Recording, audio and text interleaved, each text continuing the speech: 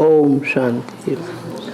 आज का रात्रि क्लास है 15 दिसंबर 1968।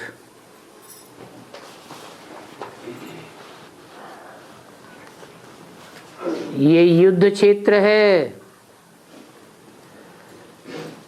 जबकि तुम बाप के बच्चे बनते हो और बच्चे तो भिन्न भिन्न प्रकार के होते हैं। कोई महारथी हैं, कोई घोड़े सवार हैं, कोई प्यादे हैं। ऐसे भी नहीं है कि महारथी घोड़े सवार हार नहीं खाते हैं, प्यादे ही हार खाते हैं। नहीं, माया के युद्ध में हार तो सभी खाते हैं और खानी भी जरूर है। क्यों खानी जरूर है? क्योंकि 63 जन्मों से माया से हराते आए हैं और यहाँ है याद मुख्य। याद ही भूल जाते हैं तो हार भी खाते हैं। तो ये माया की जबरदस्त लड़ाई है। ऐसी लड़ाई है जिससे सारे विश्व के ऊपर राजाई प्राप्त की जाती है।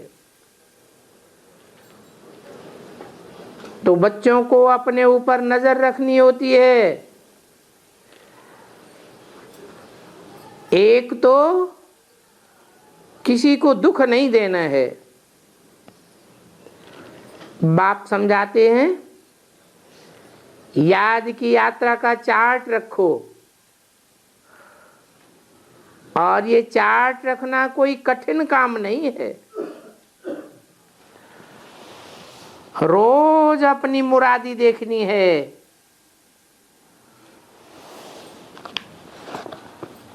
दुकानदार होते हैं, रात को अपनी मुरादी देखते हैं ना। और तुम व्यापारी तो हो ही, क्योंकि बाप से व्यापार करते हो। बाप खुद कहते हैं, जितना तुम बाबा को याद करेंगे उतना ही तुमको सुख मिलेगा। बाप सुख का सागर है ना।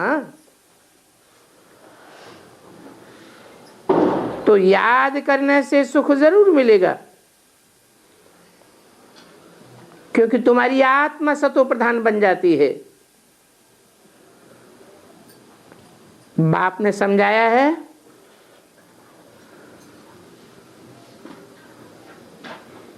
ये तो ठीक है कि सतयुग से सुख भोगते भोगते कुछ न कुछ कला कम होती जाती है। फिर भी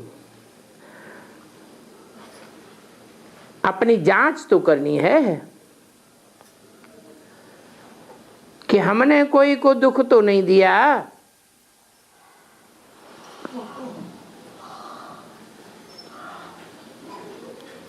दुख देंगे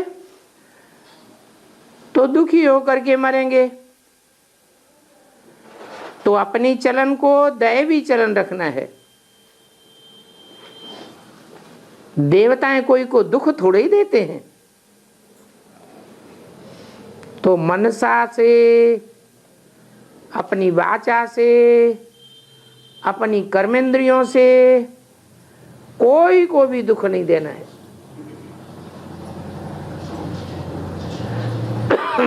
वहां नई दुनिया में तो मन के अंदर भी कोई दुख देने की बात नहीं आवेगी। यहां तो पहले मन के अंदर संकल्प चलता है, फिर वाचा में आता है, फिर कर्मेंद्रियों से कर बैठते हैं। तो यहां रोकना होता है, जो फिर स्थायी हो जाता है। बाप तो समझाते हैं क्योंकि वो तो टीचर है। जैसे माँ बाप होते हैं तो बच्चों की संभाल करते हैं, बाप डायरेक्शन देते हैं बच्चों के कल्याण के लिए कि अपने कान पकड़ो। अब हम कभी ऐसा नहीं करेंगे।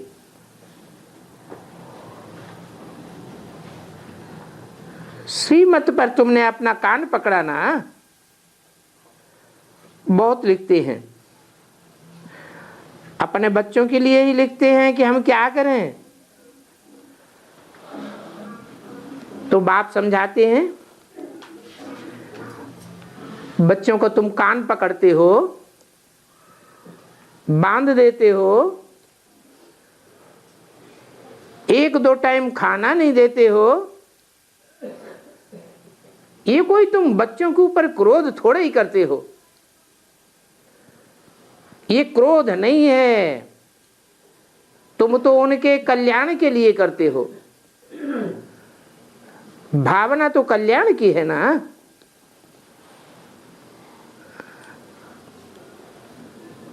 वो भक्ति मार्ग में शास्त्रों में भी कहते हैं, भाव प्रधान विश्व रचि राखा।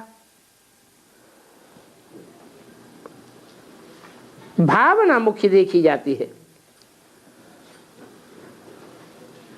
दिखाते हैं कृष्ण को माता ने ओखली से बांधा। अब ये तो उन्होंने दृष्टांत बनाया है, ऐसी कोई बात वहां होती नहीं है जो कृष्ण को बांधा जाए। ये तो अभी संगम की बात है। कृष्ण की आत्मा भी 63 जन्म लेकर के आई है।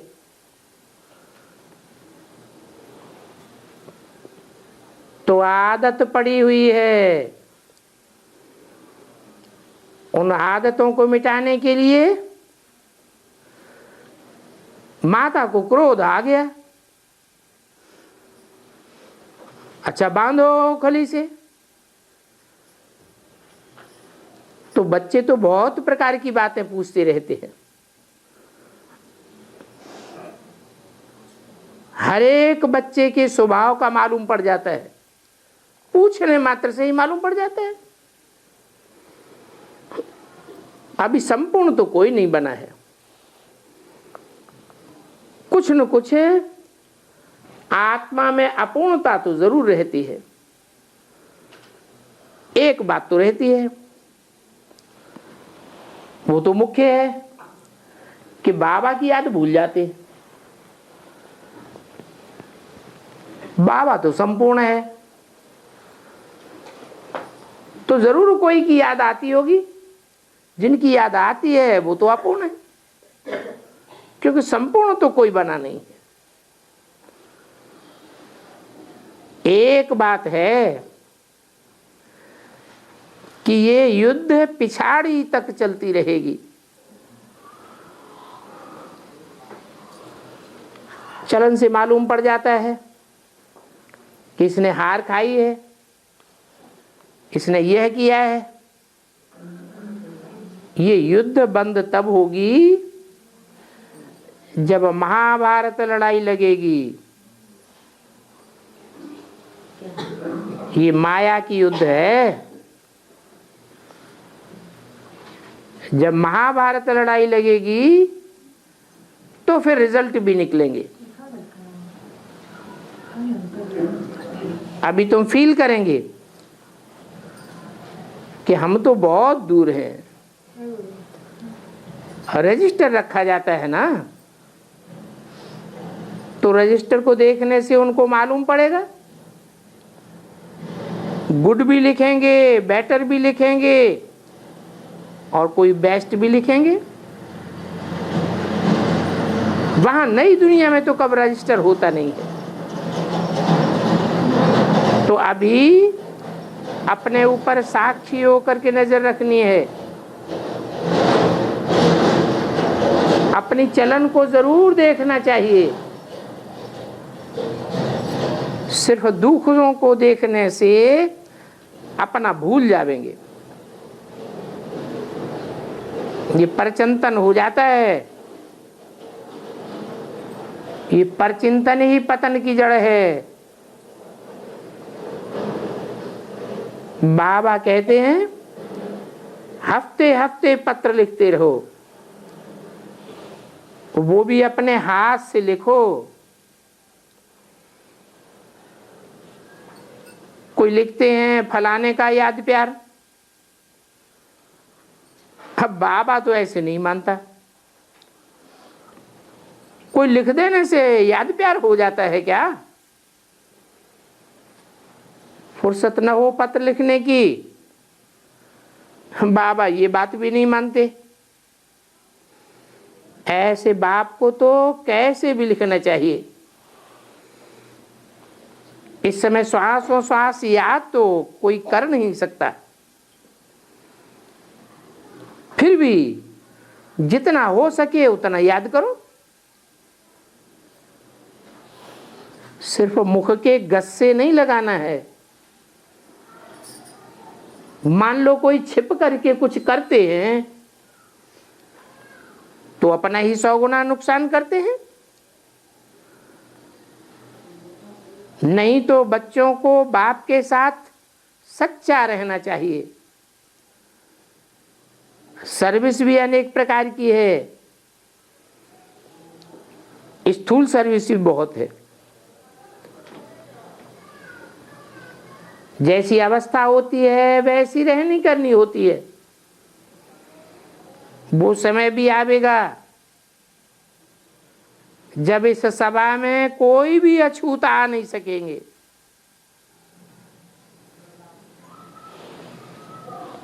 ये देह अभिमान को अछूत कहा जाता है।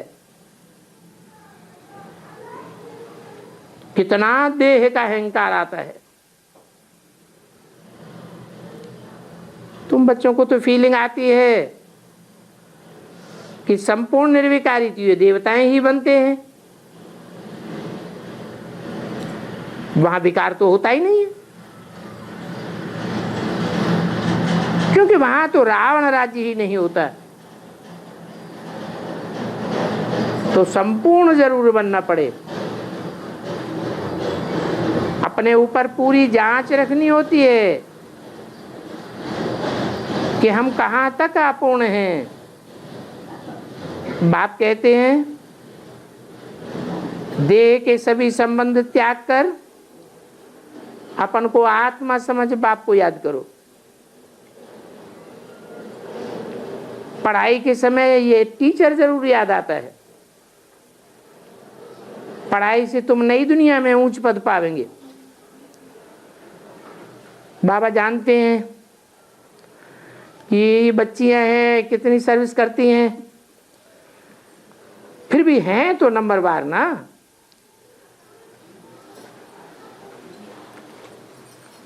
जितना पुरुषार्थ करना चाहिए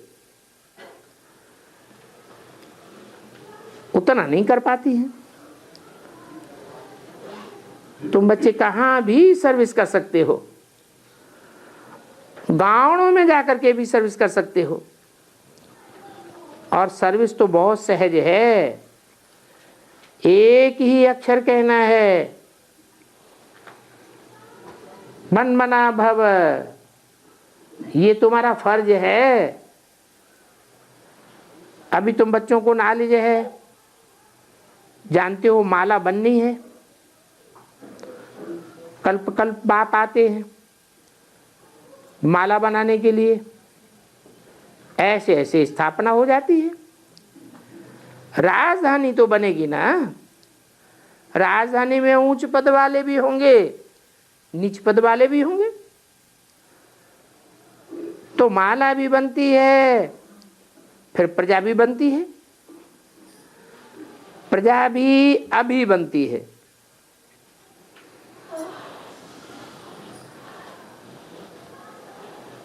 कौन प्रजा बनेंगे? जो संदेश लेकर के चले जाते हैं, पढ़ाई नहीं पढ़ते हैं तो प्रजा में चले जाते हैं। और यहां आकर के जो जितना पुरुषार्थ करते हैं तो ऊंच पद भी पाते हैं। फिर अंत में जो फर्स्ट क्लास डायनेस्टी के होंगे वो ऊंची से ऊंची प्रजा भी निकलेगी। वो भी अंत में जितना पुरुषार्थ करेंगे ऐसी प्रजा बनेगी। कल्प कल्प जो एक्टिविटी हुई है और जितनी अच्छी अच्छी सर्विस की है उतना ही ऊंच पद पावेंगे। तो पहले तो अपने ऊपर नजर रखनी है। मैं प्रजा वर्ग में जाने वाला हूं, साहूकार बनने वाला हूं, या राजधानी में ऊंच पद पाने वाला हूं। अभी मैं कैसा पार्ट बजाता हूं, किसी को दुख तो नहीं देता हूं। कोई भी प्रकार का विकार है, महसूस होता है तो दुख जरूर होगा, नहीं तो इतना मस्त रहना चाहिए कि कोई मरे भी तो क्या। जानते हो इनका ये पार्ट पहले से ही बना हुआ है। आगे तो हमको ये ज्ञान नहीं था कि हम आत्मा एक पार्टधारी हैं। इस सृष्टि रूपी रंगमंच पर हम भांति भांति के शरीर धारण करके अपना अपना पार्ट बजाते हैं। जब ज्ञान नहीं था तो हम भगवान को भी गाली देते थे। तुम बच्चों को तो अभी सारी नॉलेज मिलती है। कहाँ भी जाते हो बाप को याद जरूर करना है और दूसरों को भी याद कराना चाहिए। बोलो शिव बाबा याद है? इधर उधर चारों ओर लिख दो शिव बाबा याद है, तो ताकत आती रहेगी।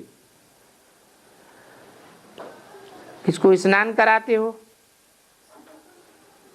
बोलो शिव बाबा याद है? बाबा आपके रथ को मैं स्नान कराता हूं। 15-12 68 की वाणी का दूसरा पेज। तो हर एक को एक दो को याद दिलाए उन्नति को पाना है। ऐसी अवस्था अगर हो जाए, कैसी अवस्था? याद में रहने की अगर प्रैक्टिकल ऐसी अवस्था हो जाए जो खुशी से घर चले जाएंगे, कोई प्रकार का दुख अंत में अनुभव नहीं करेंगे, अंत मते सो गति हो जाएगी। इस समय तुम जानते हो हमको घर तो जाना है और जितना दैवी गुण धारण करेंगे आप समान बनाएंगे। ये तो सहज समझने की बात है। स्कूल में भी समझते हैं कि ये कितने कितने मार्क्स से पास होने वाले हैं, तो इसमें भी सर्विस का सबूत देना है। बाप को पत्र भी लिखे हैं, नहीं तो बाबा को कैसे मालूम पड़ेगा कि किसने किसको कितना बनाया। जो किसको समझाते हैं वो लिख भी सकते हैं। सभी को हक है बाबा को डायरेक्ट पत्र लिखने का। ऐसे नहीं, कोई कह नहीं सकता कि बाबा को जो पत्र लिखा है वो हमको दिखाओ, चेकिंग कराओ। नहीं, बाबा को डायरेक्ट कोई भी पत्र लिख सकते हैं।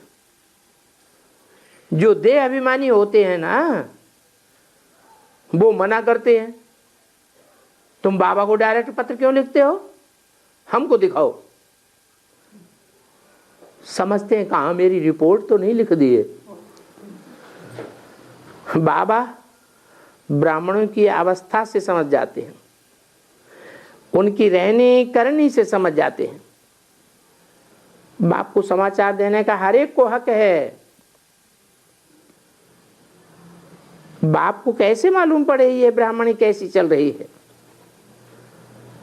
साधु संतों में भी कोई बहुत देह अभिमानी होते हैं, उनको अपना ही बड़ा नशा रहता है, कोई भी बात में झट बिगड़ पड़ेंगे। कोई तो फिर ऐसे भी होते हैं कि धैर्य से सारी बात सुनते हैं, कहेंगे अच्छी बात है, कई तो झट कह देंगे ये आपकी कल्पना है। अब कल्पना का तो अर्थ कोई होता ही नहीं है, अपना ख्यालात से ये कल्पना बनाई हुई है, उन्हों की ये मत है। तो तुम बच्चों को कोई से जास्ती बात नहीं करनी है। चाहे कोई भी साधु संत सन्यासी आवे, कुछ भी पूछेंगे, बोलो बाप को तो याद करो, बाप कौन है ये तो पहले पक्का करो। बाप कहते हैं, गीता में भी कहा है ना, माम एकम शरणम व्रज, मुझे एक को याद करो। वो एक कौन है? तुम तो सर्वव्यापी कहते हो, सर्वव्यापी है तो अनेक है या एक हुआ? ये तो अनेकता में बुद्धि बिखराने की बात हो गई। जब भगवान को याद करते हैं तो हमेशा अंगुली से इशारा करते हैं ऊपर की ओर, उसको याद करो। अब ये तो जानते नहीं हैं कि उसको याद करने से फायदा क्या होगा, अर्थ कुछ नहीं जानते। तुम तो अर्थ जानते हो, तुम जानते हो कि वो ऊपर वाला नीचे आकर के सारी सृष्टि का कल्याण करता है, हर आत्मा का कल्याण किया है, इसलिए हर आत्मा याद करती है। अभी बाप कहते हैं मुझे याद करो तो पावन बन जाएंगे, क्योंकि मैं तो एवर प्योर हूं इस दुनिया में, और सब आत्मा जन्म मरण के चक्र में आने वाली है। तो चक्र में आने के कारण वो अपने पूर्व जन्मों को भूल जाती हैं। उन्हें कोई सृष्टि के आदि मध्य अंत का ज्ञान नहीं होता है। भूलने के कारण बाप को भी भूल जाती है। मैं तो सदैव भूल हूं।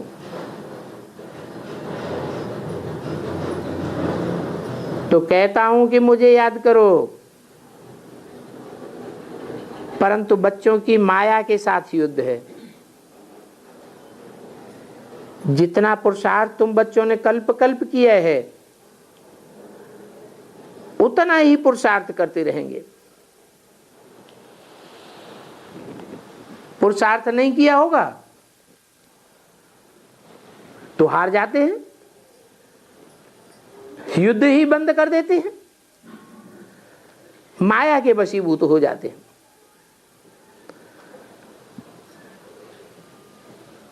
भक्ति मार्ग में भक्ति भी खास अमृत वेले करते हैं।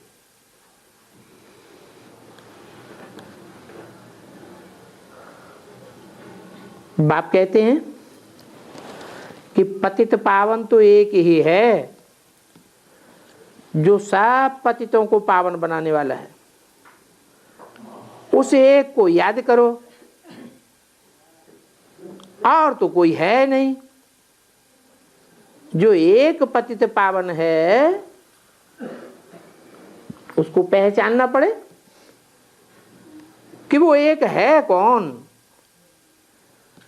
ऐसे तो नहीं कि वो निराकार है। निराकार है तो एक को कैसे पकड़ेंगे? निराकार होते हुए भी वो एक मुकर्रर रथ के द्वारा संसार में प्रत्यक्ष होता है। वो कोई सर्वव्यापी नहीं है, एक व्यापी है। स्वर्ग का मालिक बनाने वाला एक ही बेहद का बाप है।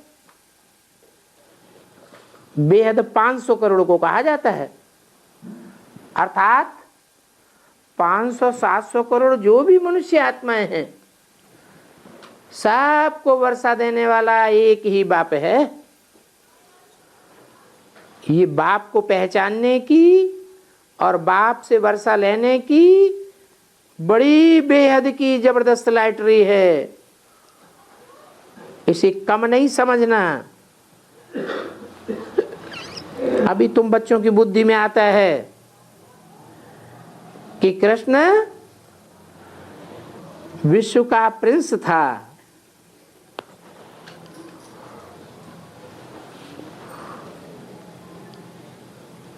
कौन सा कृष्ण? सतयुग का कृष्ण विश्व का प्रिंस था। सतयुग में तो सारा विश्व होता ही नहीं, विश्व धर्म वहां होते ही नहीं। सारे विश्व के सभी महाद्वीप नहीं होते। ये सारी दुनिया तो अभी है। तो अभी तुमने जाना कि कृष्ण और कृष्ण के बाप की अवस्था में फर्क जरूर होगा।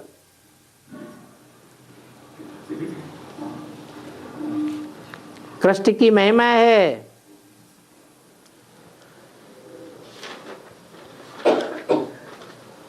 सर्वगुण संपन्न, 16 कला संपूर्ण, संपूर्ण अहिंसक, मर्यादा पुरुषोत्तम। और बाप की तो महिमा नहीं है।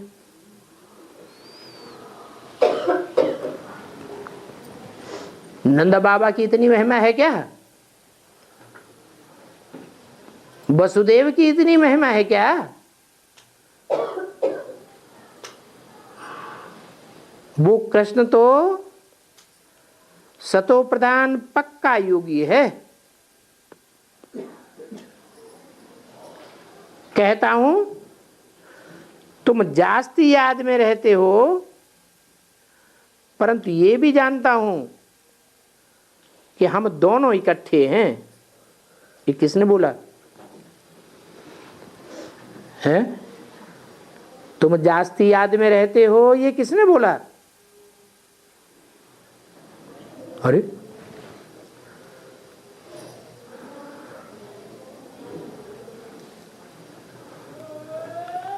तुम जास्ती याद में रहते हो, मैं उतनी याद में नहीं रहता हूं, परंतु ये भी जानता हूं कि हम दोनों इकट्ठे हैं। किसने बोला है? ब्रह्मा की सूल ने बोला। क्या बनते हैं? इस बात की खुशी तो रहती है ना कि हमको यह बनना है। पढ़ाने वाला बाप हमको मिला है, फिर भी अगर तकदीर में नहीं है तो तदबीर करते ही नहीं है।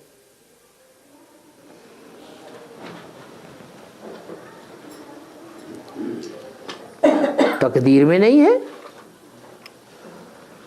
क्या तदबीर करने की बात है? क्योंकि माया किसी को थोड़ा जीत लेती है और कोई को बहुत जीत लेती है। कोई को तो पूरा ही हप कर जाती है। गज को ग्राह पकड़ लेता है। ये माया ग्राह है। कोई की टांग टूट पड़ती है, कोई को क्या हो पड़ता है। टांग टूटी तो पुरुषार्थ में दौड़ेगा कैसे? दौड़ तो नहीं सकता। यहां भी बच्चों की भिन्न भिन्न प्रकार की चोटें लगती हैं, कोई अंधा, कोई लूला, कोई लंगड़ा, कोई काना, कोई कुब्जा। कौन से पुरुषार्थी हैं जिनका गायन है, तुम हो रुद्रमाला के मण के, कोई अंधे, कोई कूचे, कोई काने, कोई कुब्जे।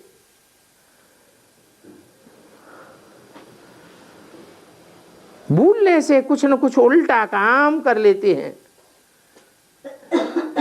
तो माया की भारी चोट लग जाती है। कहां भी घूमने जाओ, बाप को याद करते रहो। यहां तो तुमको बहुत फुर्सत है। कहां? मधुबन में जब आते हो तो मधुबन में तो तुमको बहुत फुर्सत है, क्योंकि यहां कोई धंधा आदि तो है नहीं। बाहर की दुनिया में तो धंधा धोरी लगा पड़ा है। यहां तो सभी योगी रहते हैं, तो योग से आत्मा पावन बनती है। कोई भी छीछी याद बुद्धि में नहीं आवे। सुप्रीम शांति, जब सुप्रीम शांति हो जाएगी फिर नाम रखेंगे टावर ऑफ साइलेंस। किसका? किसका नाम रखेंगे? महामधुबन का। कहाँ होगा? अरे जरूर माउंट आबू में ही होगा। जो टावर बनते हैं शहरों शहरों में, टावर होते हैं ना, तो जो नंबर 1 टावर होंगे वो फिर वहां जावेंगे। पिछाड़ी को तुम्हारी ऐसी अवस्था हो जाएगी कि तुम नंबर 1 टावर बन जावेंगे और बहुत ही खुशी से शरीर छोड़ेंगे। अंतमते सुगति हो जाएगी। कितने होंगे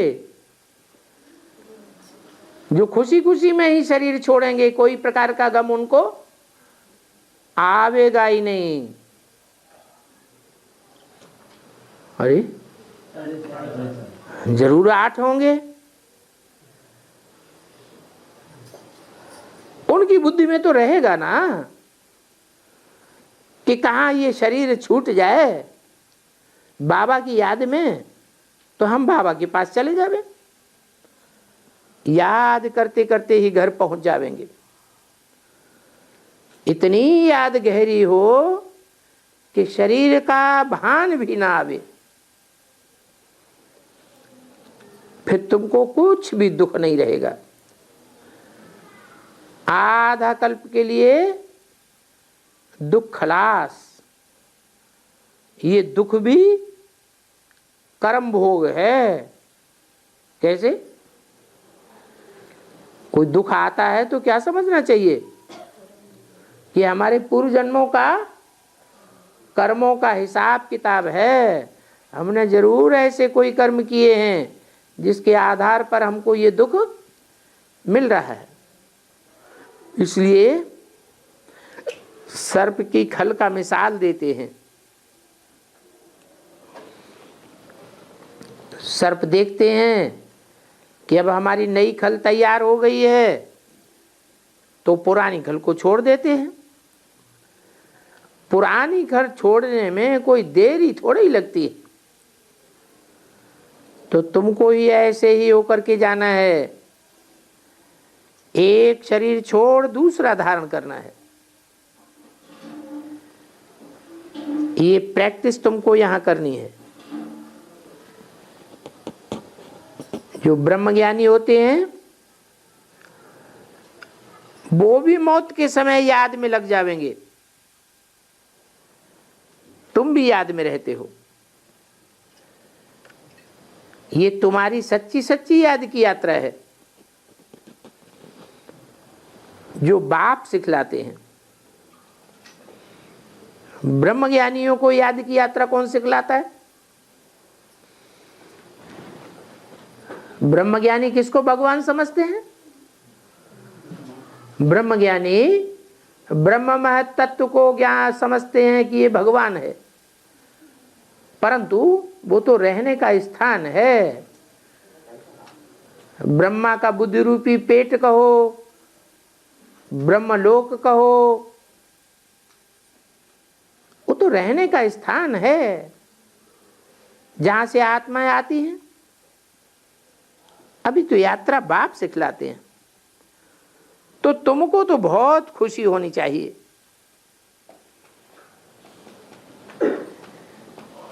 कि बाप से पढ़ाई पढ़ करके हम यह पद पाते हैं। बाप बच्चों को कहते हैं कि ऐसे मीठे मीठे बच्चे तुम तो जरूर बाप को याद करेंगे, क्योंकि बाप तुमको विश्व का मालिक बनाते हैं। तो दैवी गुण भी धारण करो। तुमको खुद फीलिंग आवेगी कि हमको सिवाय बाप के और कोई भी याद नहीं पड़ता है। बढ़िया डोल अचल अवस्था रहेगी, बुद्धि कहीं भी डोलायमान नहीं होगी। तो देखो, बाप दादा और अनन्य बच्चे, इनको तो कोई भी फिक्र नहीं है। अनेक बार बाप से वर्षा लिया है, तो पक्की पक्की खुशी में रहेंगे। यहां किसको कहा बाप और किसको कहा दादा?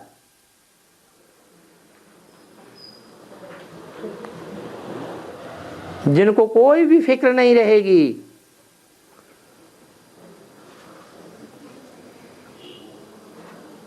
सारी दुनिया फिक्रात में शरीर छोड़ेगी, और बाप दादा और अनन्य बच्चे फिक्र से फारिग हो जाएंगे, क्योंकि अनेक बार बाप से विश्व की बादशाही का वर्षा लिया है। तो पक्की पक्की खुशी में रहेंगे। और ऐसे बच्चे अपनी याद को निरंतर बढ़ाते रहेंगे। तुमको तो इस बात की नॉलेज है कि याद की प्रैक्टिस तुम्हारी बढ़ती जाती है। उस समय के लिए कहते हैं अतीन्द्रिय सुख, जब तुम याद में पक्के हो जाएंगे। जिसका गायन है, सुख पूछना हो तो गोपी वल्लभ के गोप गोपियों से पूछो। इस बात को जो टीचर होंगे और अनन्य स्टूडेंट होंगे वो समझ सकते हैं कि ये इतने नंबर से पास हो जाएंगे, अच्छा पद पावेंगे। तो मूल बात क्या हुई? मुख्य बात क्या है पुरुषार्थ में? मुख्य बात है बाप को बहुत प्यार से याद करना चाहिए। प्रीति बुद्धि गाए हुए हैं, विपरीत बुद्धि क्या गायन है? विनश्यते। तो किसके प्रति प्रीति बुद्धि? सर्वव्यापी के प्रति है? जरूर कोई एक है जिसके प्रति प्रीति बुद्धि साबित होती है, और उसे एक के प्रति विपरीत बुद्धि भी साबित हो जाते हैं। विपरीत बुद्धि के विपरीत संकल्प चलेंगे, और प्रीति बुद्धि के कैसे संकल्प चलेंगे? प्यार के, प्रीति के संकल्प चलेंगे। तो कितना फर्क पड़ जाता है पोजीशन में। विपरीत बुद्धि और प्रीति बुद्धि की जैसे कि रेस है, ये रेस चलती रहती है। अच्छा, बच्चों को गुड नाइट।